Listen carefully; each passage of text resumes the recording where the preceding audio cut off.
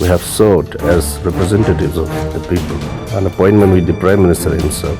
There was no response. There was no response. The live TV, सच सबसे आगे। नमस्कार, मैं हूं रंजीत झा और आप देख रहे हैं द लाइव टीवी। मणिपुर हिंसा पर प्रधानमंत्री नरेंद्र मोदी और मणिपुर के मुख्यमंत्री बीरेन सिंह को लेकर मणिपुर के ही एक भाजपा विधायक ने सनसनीखेज खुलासा किया है।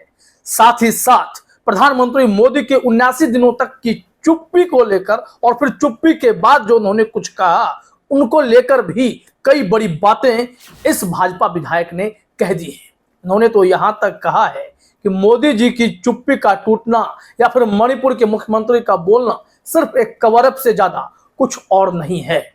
उन्होंने कहा कि वो लगातार प्रधानमंत्री मोदी से मिलने की कोशिश कर रहे थे, लेकिन आज तक कोशिश ही कर रहे हैं। जरा सुनते हैं यहाँ पर उन्होंने क्या कुछ कहा है। Very unfortunate, I must say. We have been crying horse.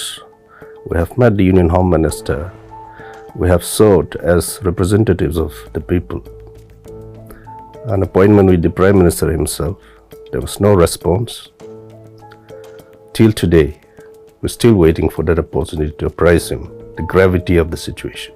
तो सुना आपने, साफ तौर पर इनका कहना है कि हम लगातार मणिपुर हिंसा को लेकर प्रधानमंत्री मोदी से, अमित शाह से मिलकर अपनी बातें रखना चाहते थे, लेकिन मोदी जी हमें वक्त नहीं दिए और अमित शाह से मिलकर भी कुछ नहीं हुआ। प्रधानमंत्री मोदी से मिलकर अभी भी अपनी पीड़ा बताने का इंतजार ही कर रहे हैं। मणिपुर के हिंसा के पीछे क्या वजह है वो समझाने की कोशिश आज भी कर रहे हैं, लेकिन प्रधानमंत्री मोदी अभी भी उनसे मिलने को तैयार नहीं, मणिपुर के विधायकों से मिलने को तैयार नहीं है।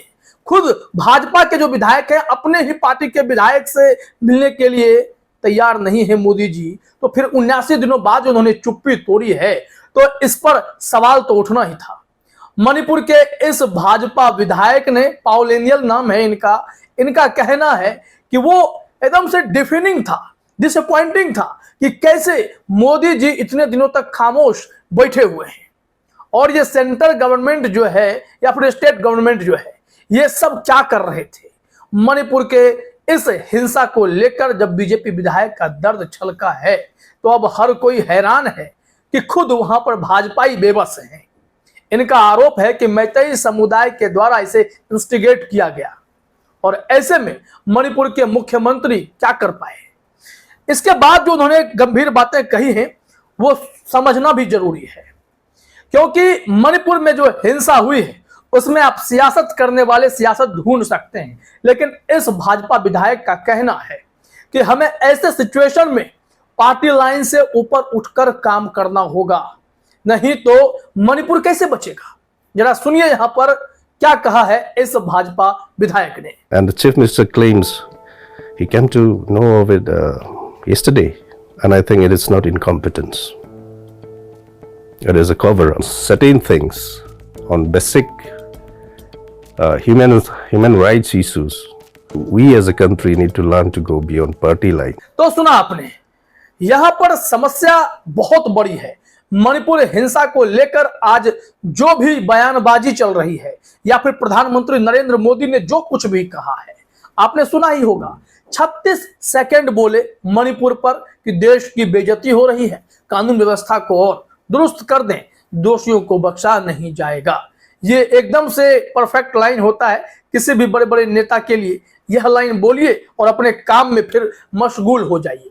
अगर प्रधानमंत्री मोदी को मणिपुर की चिंता थी तो वो अमेरिका जाने से पहले मणिपुर के हालात पर बोल रहे होते, फ्रांस जाने से पहले मणिपुर चले गए होते, वहां के लोगों से मिलते, उनकी समस्याओं को समझने की कोशिश करते, लेकिन उनके बदले यह सब काम राहुल गांधी करते नजर आए। राहुल गांधी को रोकने की भी कोशिश हुई, पुलिस उन्हें रोक रही थी। तमाम ऐसे आरोप ये सब जो लगे हैं मणिपुर भाजपा विधायक के द्वारा कि पुलिस की भूमिका यहां पर संदिग्ध है।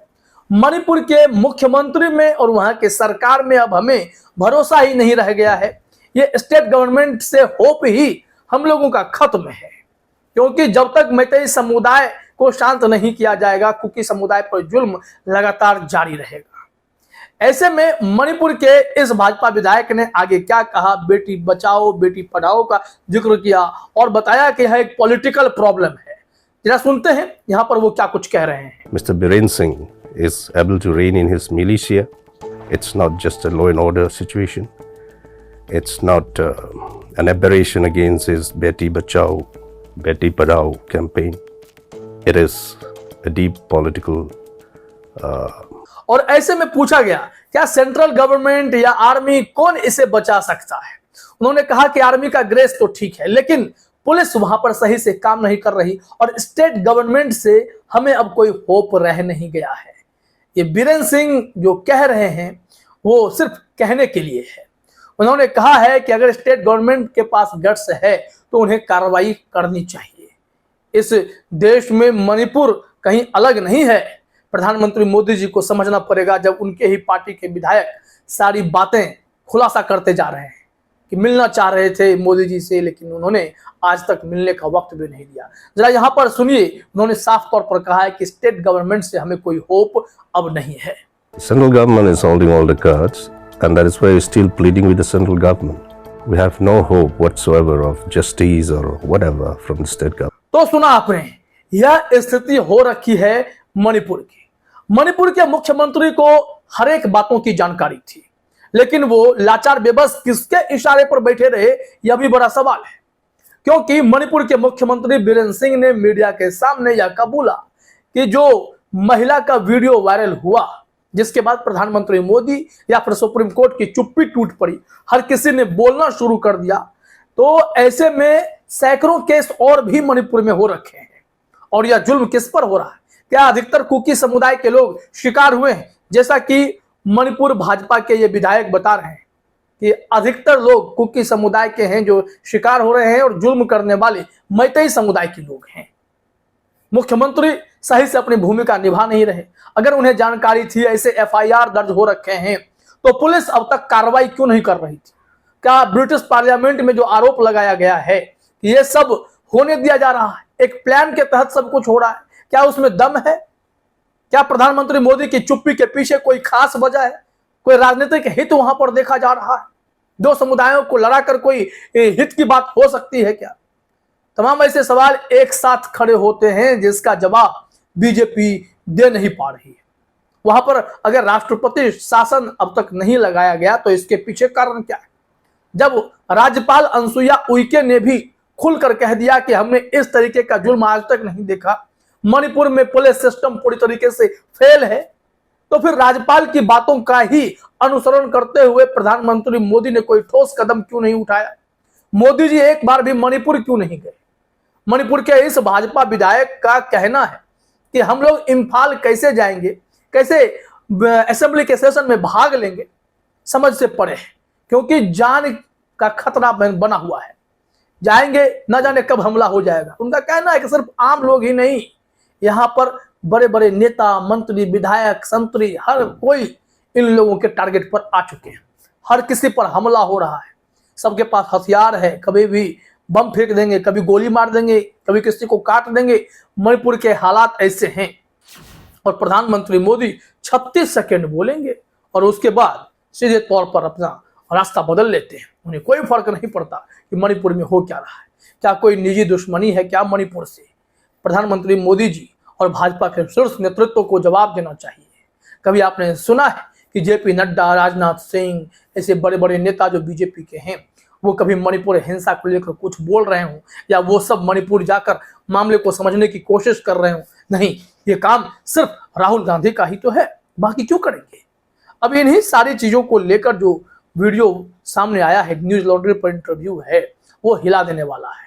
मोदी जी क्या अब भी अपने विधायकों से मिलकर इसका कोई समाधान खोजेंगे या फिर ऐसे विधायक खुलकर बोलते रहेंगे और मोदी जी पूरी भाजपा ऐसे विधायक को पार्टी से साइड कर देगी? क्या होगा, इंतजार करना पड़ेगा। फिलहाल इस वीडियो में इतना ही। आप सभी का हमसे जुड़ने के लिए बहुत बहुत धन्यवाद। द लाइव टीवी, सच सबसे आगे।